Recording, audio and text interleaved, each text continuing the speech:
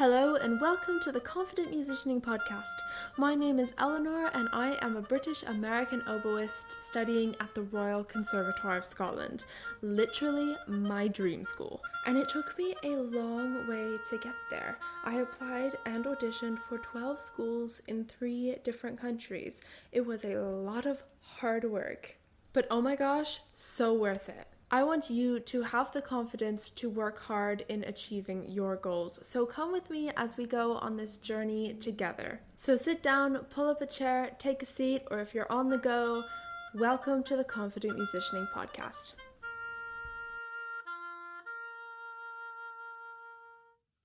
Hello, and welcome back to another episode of the Confident Musicianing Podcast. I am so excited to be sharing this moment with you. I'm so glad you're here. It is, in Scotland at least, such a sunny day.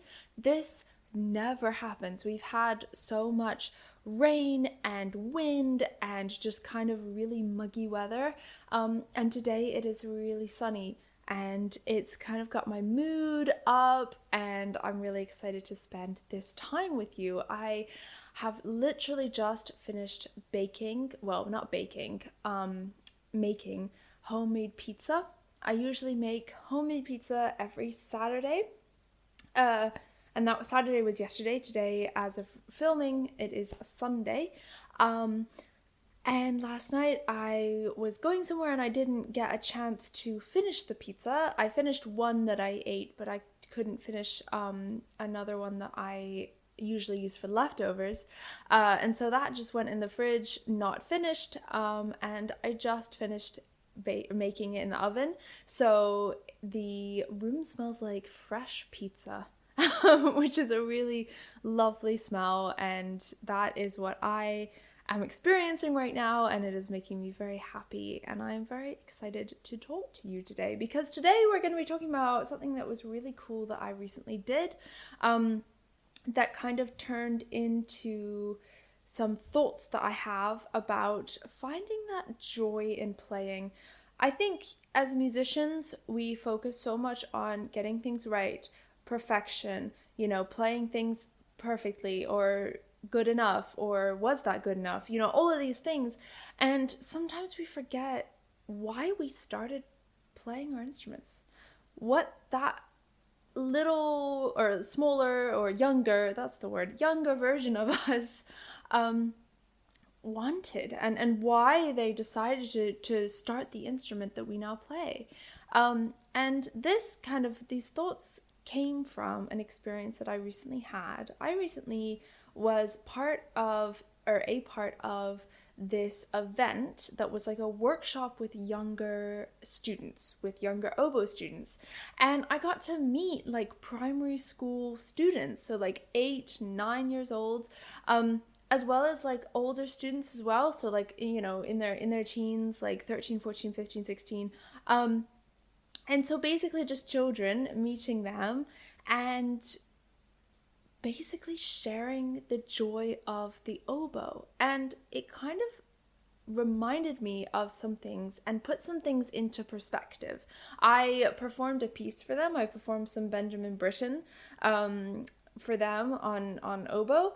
And it was honestly so much fun. I really enjoyed playing for them because their eyes, especially the younger ones, their eyes just lit up, because I was playing Britten, and the piece that I was playing, it was 6 Metamorphoses after Ovid. The first 2 movements, they are extremely kind of magical. There's so much you can do on the oboe with them. There's harmonics. The eyes of the students when they heard the harmonics on the oboe, like they were so extremely excited about that.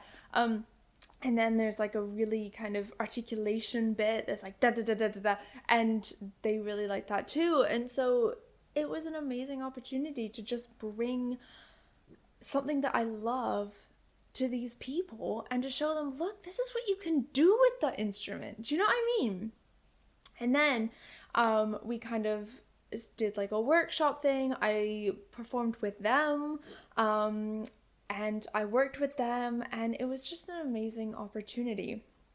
So let's get into kind of the takeaways that I have from this and the kind of things that I've taken from this to put in my own life, in my own practice, and that I am hoping will be helpful for you as well. Because one thing that I really noticed about these students was the pure joy that they got from playing their instruments, And these children, some of them had been playing the oboe for like a month. And like they got so much joy from that. Do you know what I mean? They were so happy and so excited that they were learning this new thing, and that when they got the noise they wanted, they were like, oh my gosh, it was so amazing. And so they had that joy, and it kind of forced me to compare and contrast what I do in my own playing, because I often have those oh my gosh moments, and I also have those moments where I get so frustrated, where we get frustrated and we're like, why can't I do this passage correctly, or why am I struggling with this or struggling with that? And I think it's so important to think about how can I cultivate that joy? Even when I am struggling with a passage, how can I cultivate that joy? And so that's what today's episode is all about. So let's dive into 3 things. The first one is, in our practice, remembering to just play. Practicing is so important. I mean, we know this. Practicing is so important. And, metronome practicing, rhythm practicing, long tones, vibrato practice, articulation practice. This changes if you're a string player or whatever, instrument that you play. But it's the same idea. Practicing is really important. Getting in a practice room with a metronome and putting in the time to really focus on something and really kind of get better at something, that is super duper duper duper duper important. But if that is all we do, then that's gonna kind of get old. You know what I mean? It's kind of like, actually, okay, let's put it in a different term. It's kind of like if you were learning a language. I love learning languages, so this is kind of a metaphor for that. And let's say you're learning a language and all you do is just grammar tables, right? You learn how to conjugate a verb, or you learn you do vocabulary practice, things like that. But you never actually have a conversation with someone in that language. After a while, you might be like, is this all there is? I just do grammar. What? You know what I mean? Like, Or, I mean, I'm not really kind of like a sports person, but I assume if you kind of just practice technique with sports, but never actually play a game, you might be like, what is this? What is this? It's just kind of like practicing, but not actually playing. Do you know what I mean? And so, we perform, and that's great. But what about performing for yourself? What about playing for yourself? Do you know what I mean? Like, so at the end of a practice session, or at the beginning, or in the middle, whatever you want, just make noise. Just let your instrument make noise. See where that takes you. Noodling around on an instrument is so crucial. You know what I mean? It's so easy to look at it and be like, it's not all that, because I'm just making noise. But that noise is so important, because that noise is part of a journey, and you don't know where that journey is going to take you. Do you know what I mean? Like, noodle. Seriously, just noodle and make noise and see where that journey takes you, because it is so important. So yes, practice with a metronome, practice intentionally, have focus. This is so important. And incorporate playing in there as well. Okay, if you're like, I really love this tune, I really love this song, I just want to make noise to it. Put it on, make noise to it. Okay, that is joyful. Do you know what I mean? That is where it is, and it makes it feel so much better. And when I do it, I'm like, oh my gosh, I love the oboe. Do you know what I mean? Like, I'm just like, yes, this is amazing. So yeah. Okay, the next thing is kind of similar to that, but it is working with other people from different backgrounds. So one thing that this experience working with the younger students taught me was, the thing about, backpedal a bit. The thing about the younger students was that it wasn't just younger students. there were also teachers and coaches there. And so we had a wide range of kind of abilities and also ages. And I think it was such an amazing experience because I worked with people who are older than me, people who are younger than me, people who are much better than me, people who are just starting out. And being able to kind of create music with these different, these varying levels of expertise, was just such an amazing thing. It really was. And I know, like, when I work with someone who is much better than I am, it brushes off on me, and you might get this feeling as well, especially now that I mention it. When you work with someone that's like more experienced than you are, you might notice this. But for me, I just like tend to be more aware of my playing, but like in a more kind of refined way, if that makes sense. Like, I'm like, oh, they do it like this, I want to try that. Or they do this, I want to try that. Do you know what I mean? And kind of getting ideas.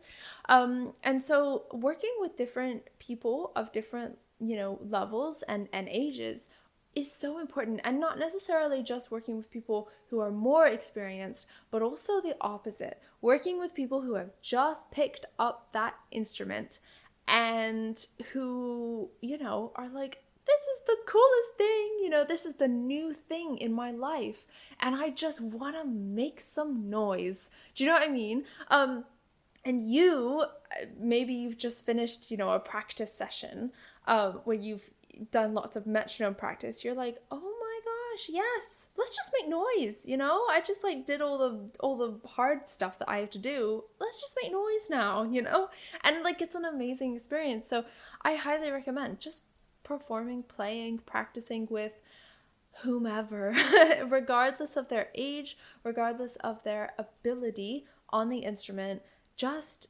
jamming. Seriously, it's so helpful, and it kind of lends so much goodness both ways. When you're working with people who are more experienced versus less experienced, both of those things, are so valuable in their different ways.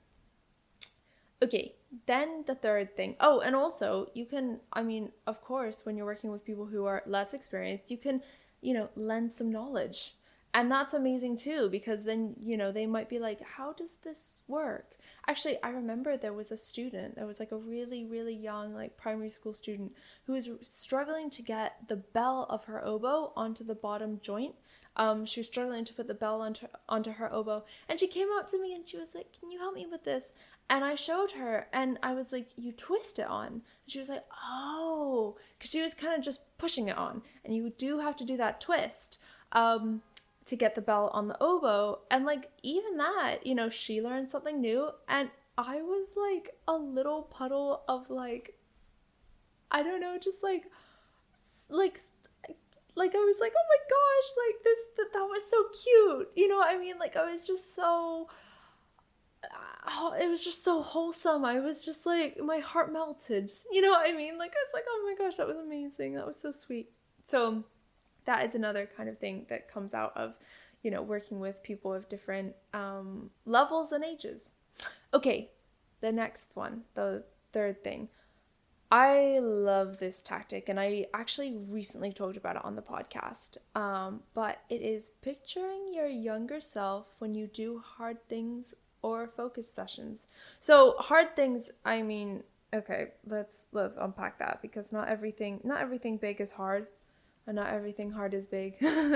But so for instance, I recently did a performance class at my conservatoire, and there was like a switch up last minute, and long story short, ended up with a week less than I thought I would get to prepare. So I was like really kind of nervous to perform. And one thing that really helped me was to imagine my younger self and what she would think. My 9-year-old self who was just starting out on the oboe, my 14-year-old self, who had just gotten a brand new oboe and was so excited about it. My 17-year-old self who was applying to universities and conservatoires and music schools and, wondering, is it all gonna work out? Like, can I do it? All of these people, versions of me, what would they say to what I'm doing right now? You know, I am going to perform in a class at my conservatoire that I got into, that I am so excited to be at every single day. You know, I think 9-year-old me would just be so excited. So 14, actually all of the versions of me would be so stinking excited for me. And that just filled me with joy, pure joy. Like I was like, oh my gosh, I am living my 9-year-old version of me's dream. Do you know what I mean? And you know, I'm working towards it. Like it's still a journey, right? I haven't figured out everything, but like definitely not. Like I 100% have not figured out everything. Like I am working through this. And I think that that's what makes this thing so magical, because every day we are working through what we are working through, and it might feel like, oh my gosh, this is so hard. Am I actually getting anywhere?